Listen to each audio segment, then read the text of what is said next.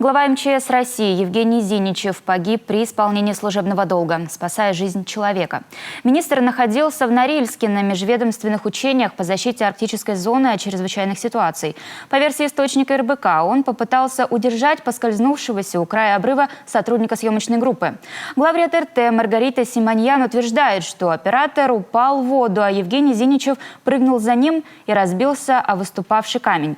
Оператор также не выжил. Евгений Зиничев родился 18 августа 1966 года. Служил в вооруженных силах, затем на различных должностях в органах государственной безопасности.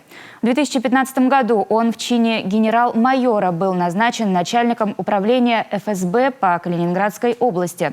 В 2016 году стал сначала временно исполняющим обязанности губернатора Калининградской области, а затем заместителем директора ФСБ.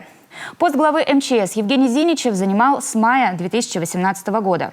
Как сообщает «Коммерсант», временно исполнять обязанности будет первый заместитель министра генерал-полковник внутренней службы Александр Чуприян. К слову, наш земляк, уроженец Ухты.